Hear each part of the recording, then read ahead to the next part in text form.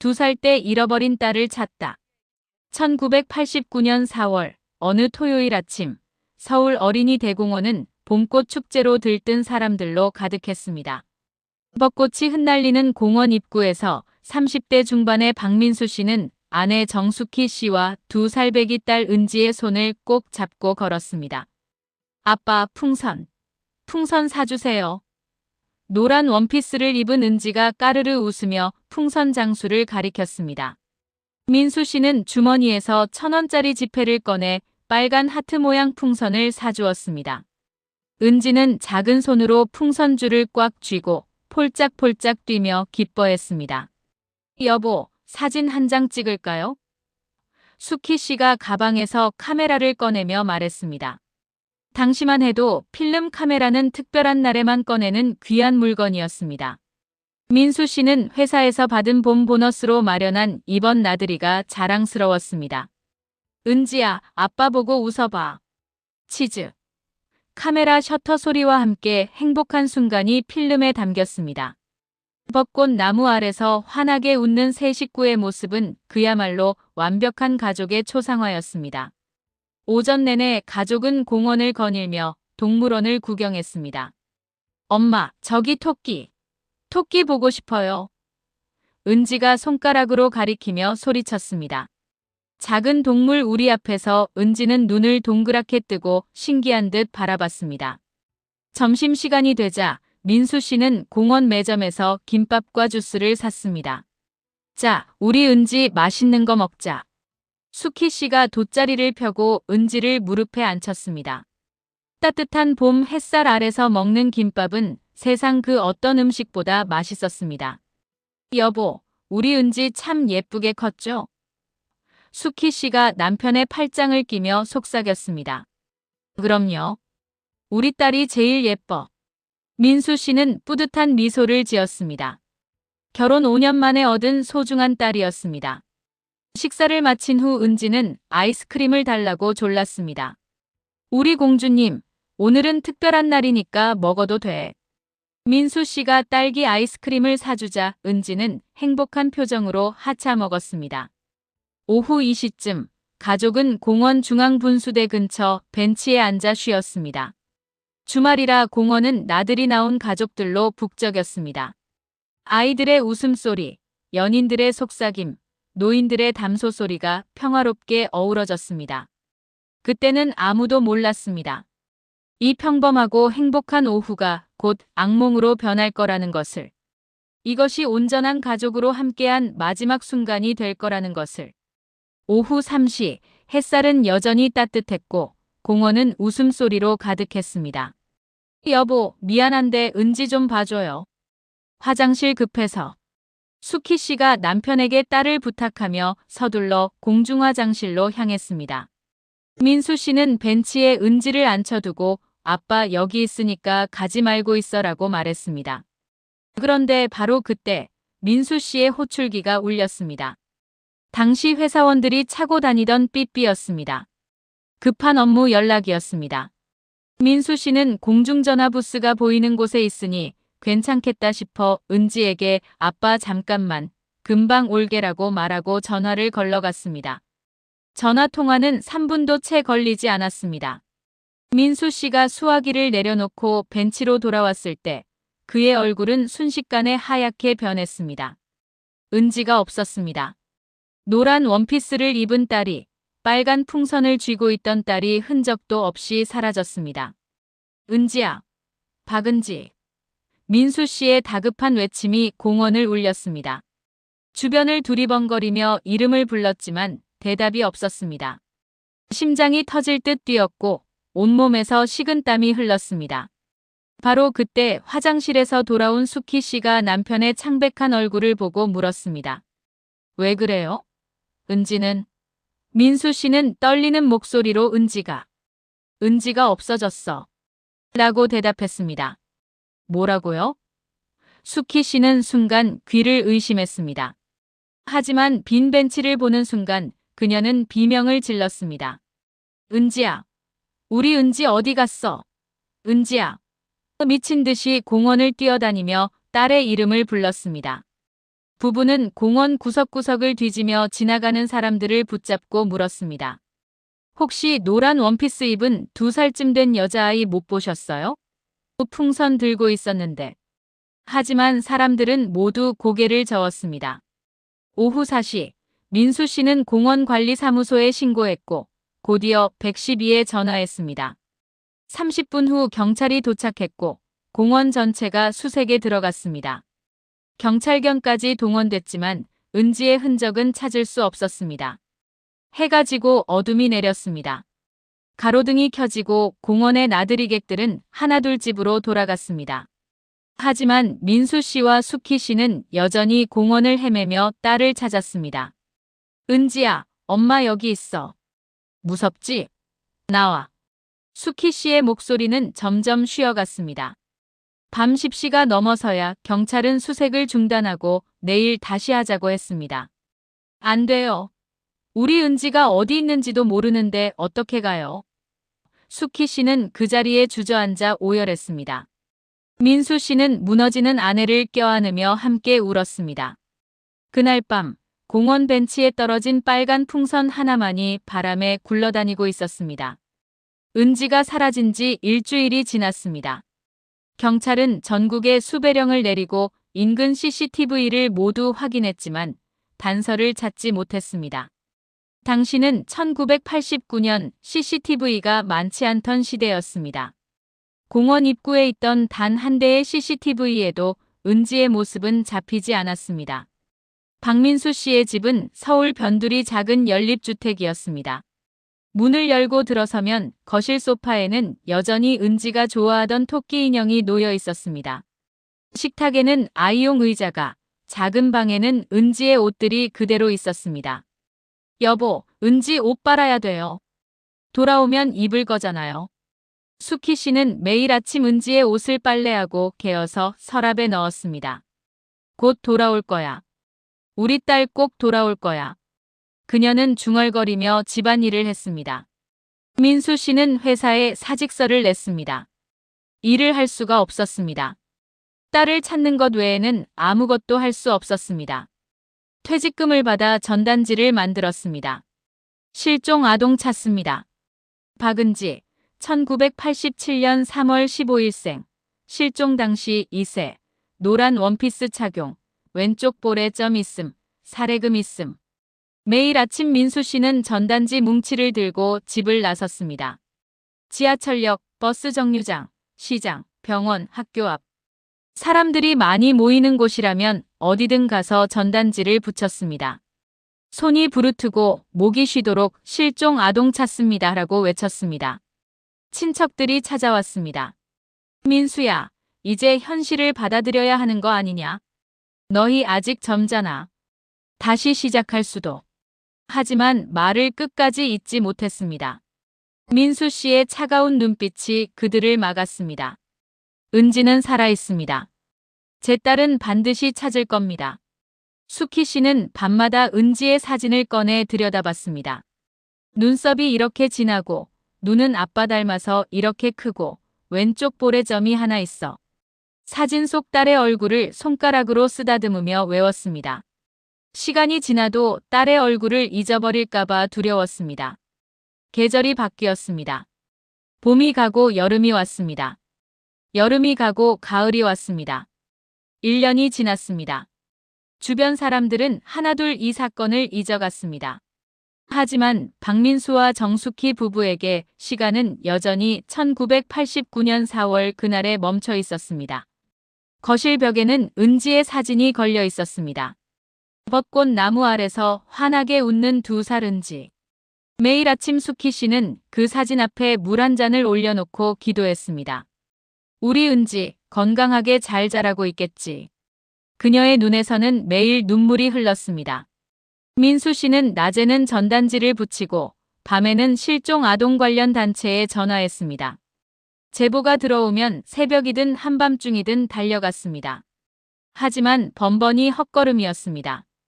비슷한 나이 또래의 아이를 보면 가슴이 미어졌지만 은지가 아니었습니다. 세월은 무정하게 흘러 2014년이 되었습니다. 25년이라는 긴 시간이 흘렀습니다. 머리가 희끗해진 60대 초반의 박민수 씨와 정숙희 씨는 여전히 은지를 찾고 있었습니다. 그들의 얼굴에는 세월의 흔적이 깊게 새겨져 있었지만 딸을 찾겠다는 의지만은 조금도 꺾이지 않았습니다. 이제는 인터넷 시대가 되었습니다. 민수 씨는 컴퓨터를 배워 실종 아동 찾기 카페에 은지의 정보를 올렸습니다. 은지의 2살 때 사진과 함께 현재 27살이 되었을 것으로 추정됩니다라는 글을 매일 업데이트했습니다. 주말마다 부부는 실종 아동 가족 모임에 참석했습니다. 같은 아픔을 가진 사람들끼리 서로 위로하고 정보를 공유했습니다. 우리 아들은 10살 때 없어졌는데 이제 25이 됐어요. 우리 딸은 각자의 사연을 나누며 함께 울었습니다. 경제적으로는 매우 어려웠습니다. 민수 씨는 편의점 야간 알바를 했고 숙희 씨는 식당에서 설거지 일을 했습니다. 젊은 시절 모아둔 돈은 모두 은지를 찾는 데 썼습니다. 전단지 제작비, 사설 탐정 비용, 제보자 살해금. 돈이 아무리 많아도 모자랐습니다. 부부는 서울 변두리 작은 월세방에서 살았습니다. 방 하나, 부엌 하나짜리 작은 공간이었지만 벽면은 온통 은지의 사진과 실종 전단지로 덮여 있었습니다. 2살 때 사진, 컴퓨터로 만든 성장 예상 사진들이 빼곡히 붙어 있었습니다. 이제 27살이 됐을 텐데 3월 15일 은지의 생일날이 되면 숙희 씨는 꼭 미역국을 끓였습니다. 25년 동안 단 한 번도 빠뜨린 적이 없었습니다.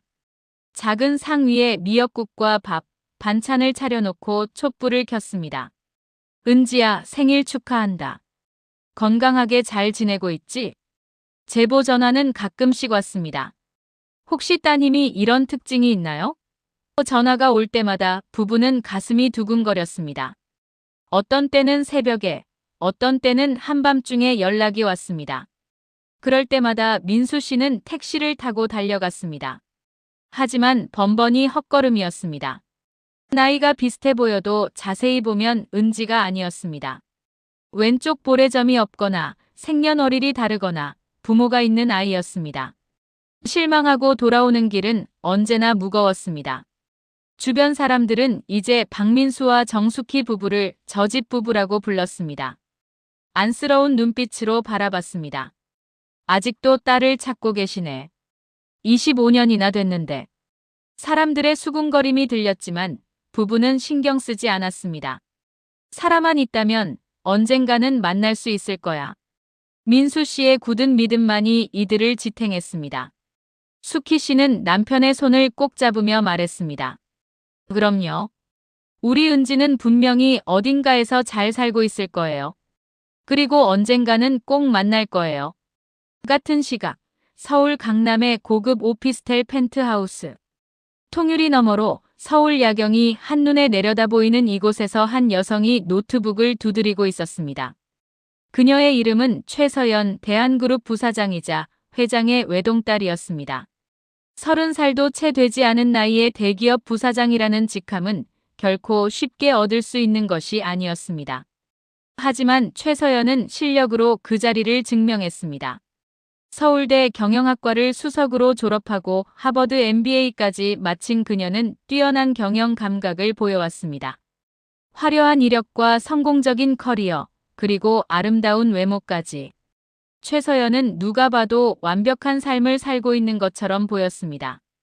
재계 인사들은 그녀를 대한그룹의 미래라고 불렀고, 언론은 여성 CEO의 롤모델이라고 칭송했습니다. 하지만 최서연 자신은 알고 있었습니다. 자신의 삶에 비어있는 한 조각이 있다는 것을. 아무리 성공해도, 아무리 많은 것을 가져도 채워지지 않는 공허함이 있다는 것을. 특히 밤이 되면 그 공허함은 더욱 커졌습니다. 양부모인 최 회장 부부는 서연을 친딸처럼 사랑하며 키웠습니다.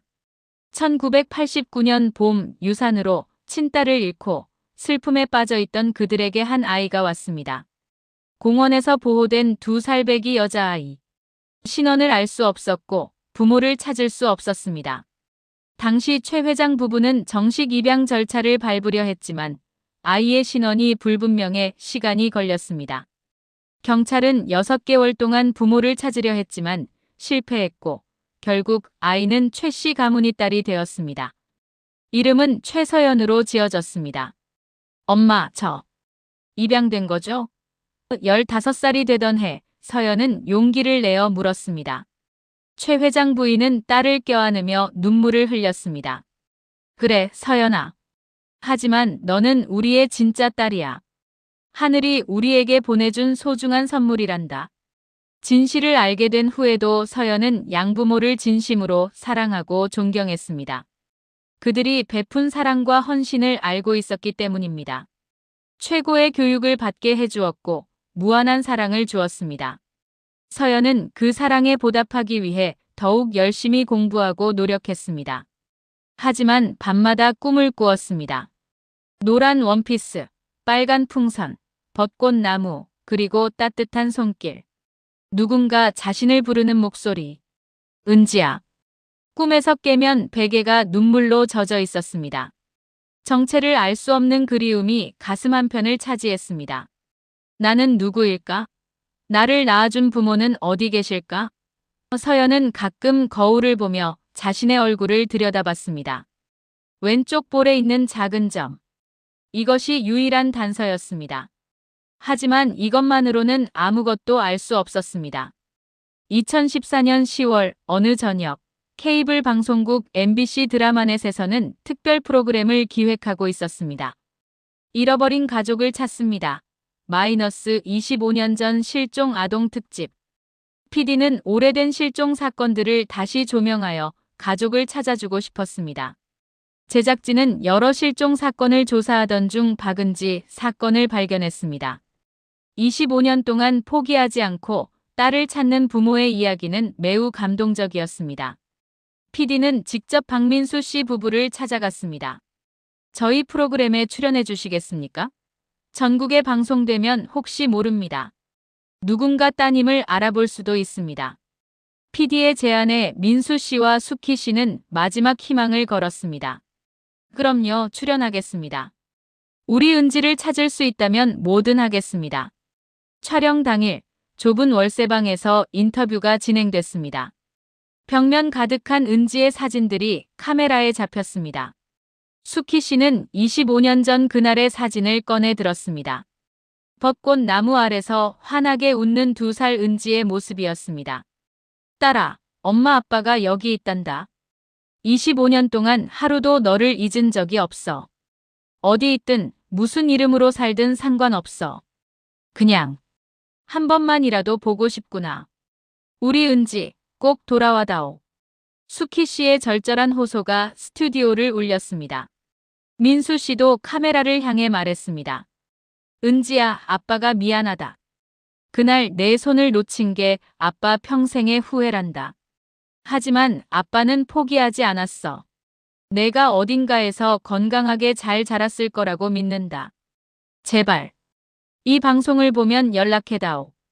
프로그램은 10월 25일 토요일 저녁 8시에 방송됐습니다. 시청률은 높지 않았지만 본 사람들은 모두 눈물을 흘렸습니다. SNS에는 부모님 정말 대단하시다. 딸이 꼭 나타났으면 좋겠다는 댓글이 달렸습니다. 바로 그날 저녁 강남 오피스텔에서 최서연은 회사 회의 자료를 검토하다가 잠시 TV를 켰습니다. 우연히 채널을 돌리다가 그 프로그램을 보게 됐습니다. 처음에는 무심코 보던 서연의 손이 리모컨을 쥔 채 멈췄습니다. 화면 속의 낡은 사진 한 장이 클로즈업 됐습니다. 노란 원피스를 입은 2살 배기 여자아이. 빨간 하트 풍선을 든 아이. 벚꽃 나무 아래서 환하게 웃는 모습. 심장이 세차게 뛰기 시작했습니다. 서연은 자신도 모르게 TV 화면 가까이 다가갔습니다.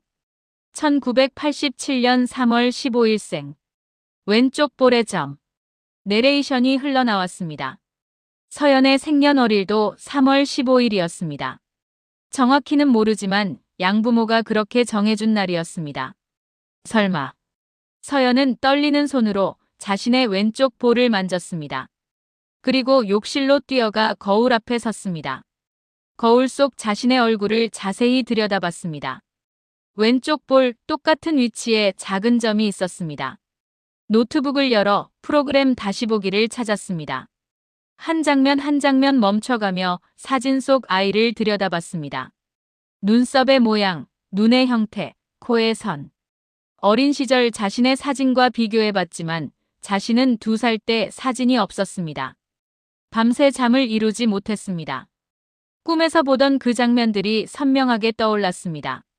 노란 원피스, 빨간 풍선, 벚꽃. 이것이 단순한 꿈이 아니라 기억이었을까?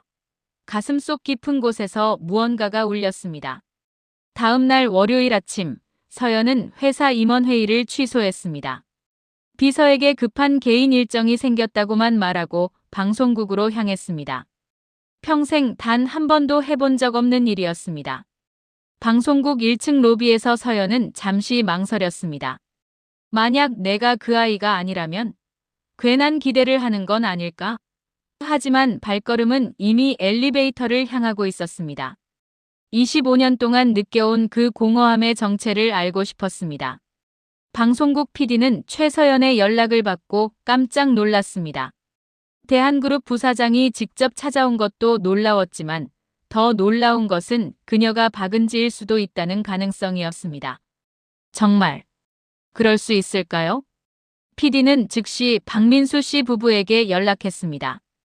혹시 따님일 수도 있는 분이 나타났습니다. DNA 검사를 해보시겠습니까? 전화를 받은 민수 씨는 손이 떨려 수화기를 떨어뜨릴 뻔했습니다. 정말요? 정말 우리 은지일 수도 있다는 건가요? 일주일 후 대학병원 유전자 검사실.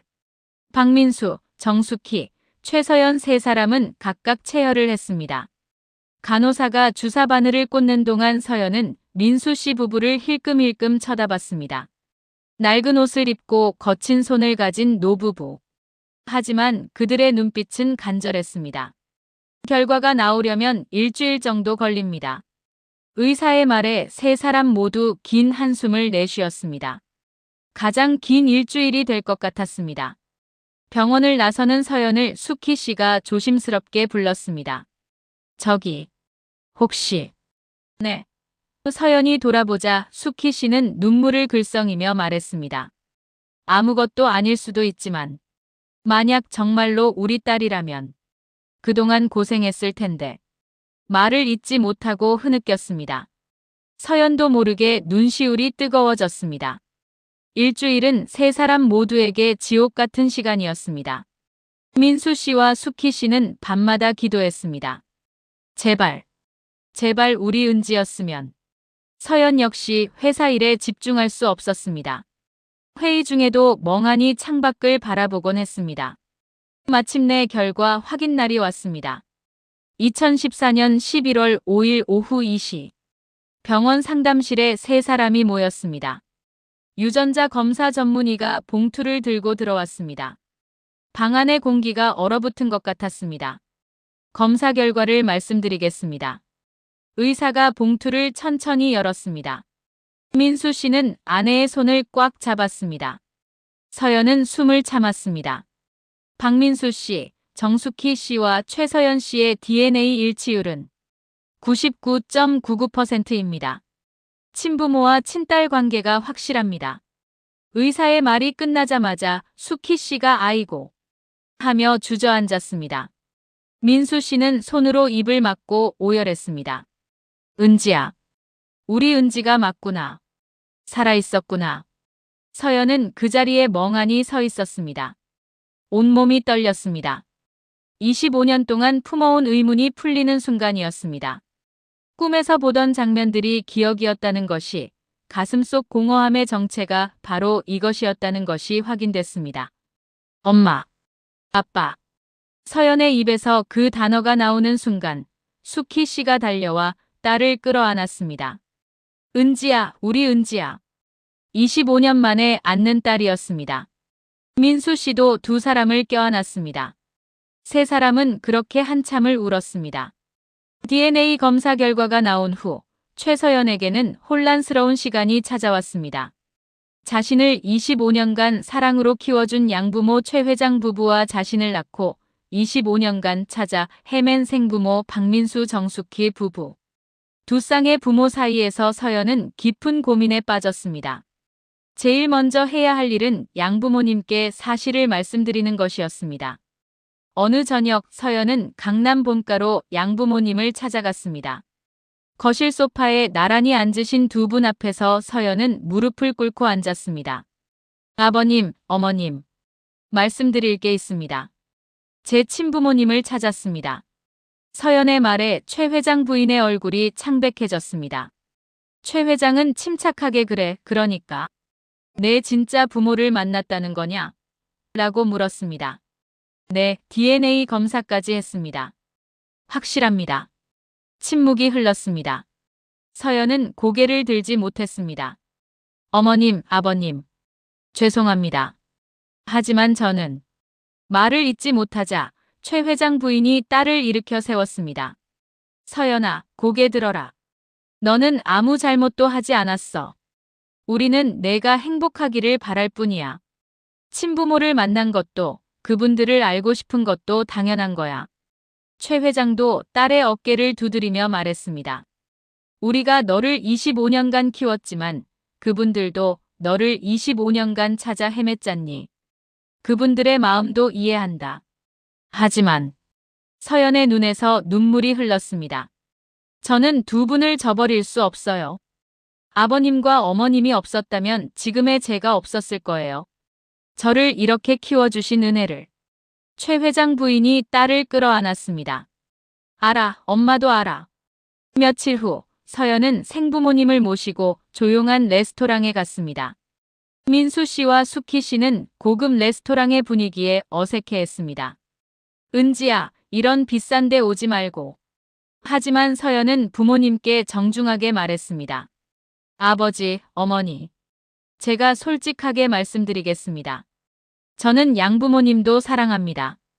그분들이 저를 키워주신 25년을 저는 결코 잊을 수 없습니다. 서연의 말에 수키 씨의 얼굴이 어두워졌습니다. 하지만 동시에 아버지와 어머니도 제 부모님이십니다. 저를 낳아주시고 25년간 포기하지 않고 찾아주신 분들입니다. 서연은 깊은 숨을 들이쉬고 말했습니다. 두 분 모두를 제 부모님으로 모시고 싶습니다. 민수 씨가 손을 내저었습니다. 아니다, 은지야. 우리 때문에 내 삶이 복잡해지면 안 돼. 너는 지금 잘 살고 있잖니. 우리는 그저 내가 살아있다는 것만으로도.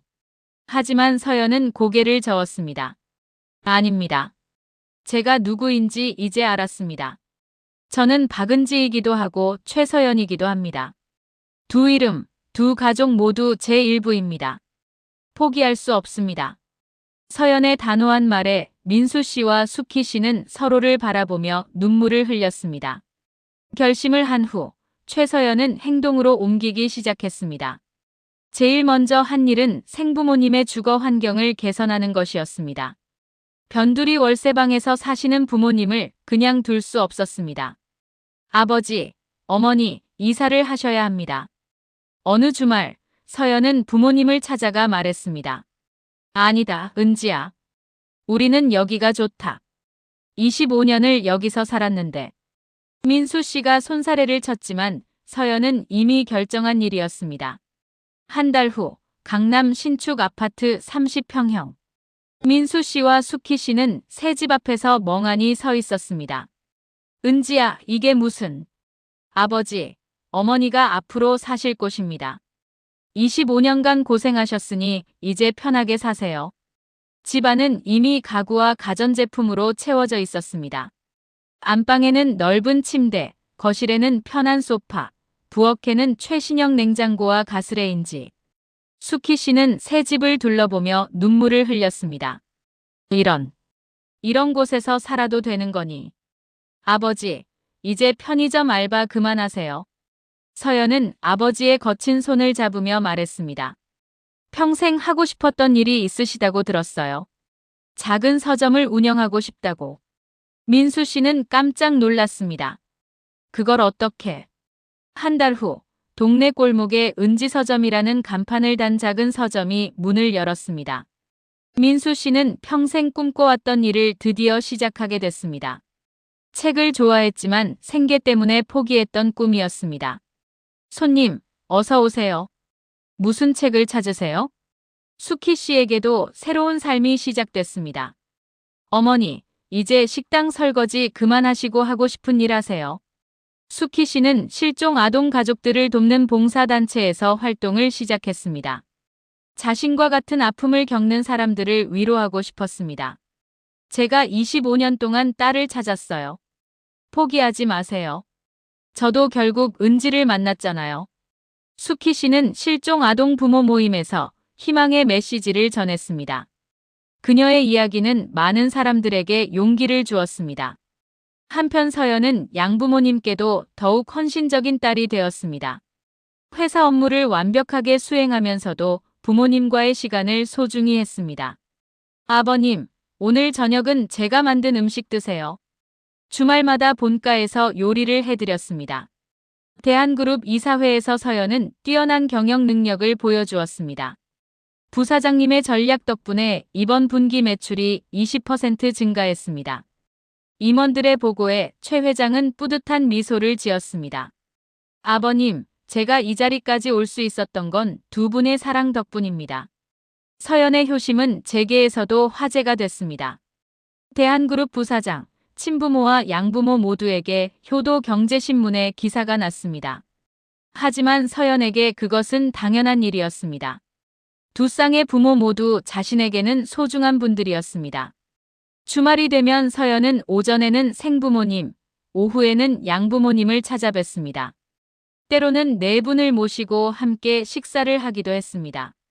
처음에는 어색했지만 시간이 지나며 네 분은 서로를 이해하게 됐습니다.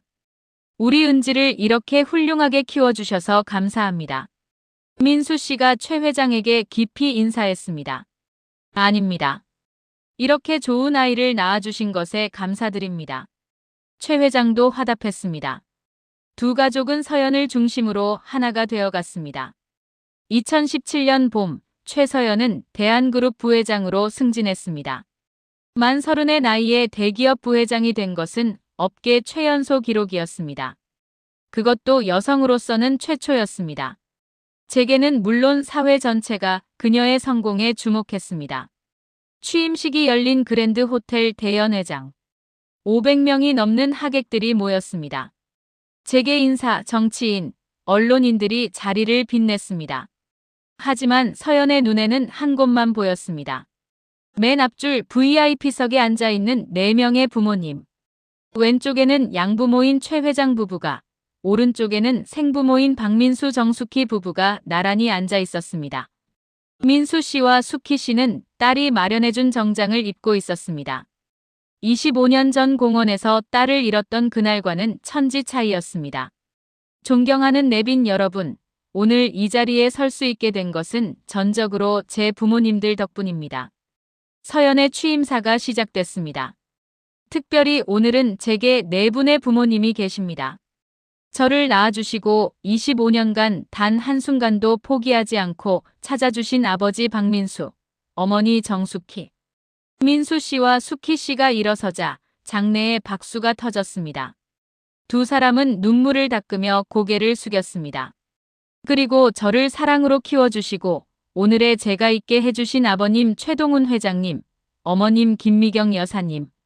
최 회장 부부도 일어서자 더 큰 박수가 쏟아졌습니다. 4분 모두 제게는 진정한 부모님이십니다. 잃어버린 25년은 돌아오지 않습니다. 하지만 남은 시간만큼은 4분 모두를 행복하게 해드리는 것이 제 꿈입니다. 서연의 목소리가 떨렸습니다.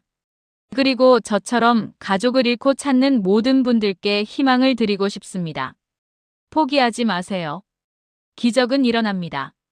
연설이 끝나자 기립박수가 이어졌습니다. 많은 사람들이 눈물을 닦았습니다. 서연의 스토리는 이미 방송과 언론을 통해 널리 알려져 있었습니다. 실종 아동 가족들에게는 희망의 상징이 되었고 많은 이들에게 감동을 주었습니다. 취임식이 끝난 후 저녁 서연은 조용한 한정식 집에 4분의 부모님을 모셨습니다. 룸 안둥근 테이블에 6명이 둘러앉았습니다. 서연의 양옆으로 양부모와 생부모가 나란히 앉았습니다. 어머니가 끓여주신 미역국입니다. 숙희 씨가 준비해온 미역국을 테이블에 올렸습니다. 그리고 저희 어머니가 만드신 잡채예요. 최 회장 부인이 준비한 요리도 함께 올랐습니다. 두 어머니의 음식이 한 상에 모였습니다. 자, 건배. 민수 씨가 잔을 들자 모두가 따라 들었습니다. 우리 은지의, 아니 서연이의 앞날을 축하하며. 건배. 6개의 잔이 부딪혔습니다. 맑은 소리가 방 안에 울렸습니다. 식사를 하며 네 분의 부모는 서로의 이야기를 나눴습니다. 회장님, 우리 은지를 정말 훌륭하게 키워주셨습니다. 아닙니다. 박 사장님 부부께서 워낙 좋은 아이를 낳아주셨죠.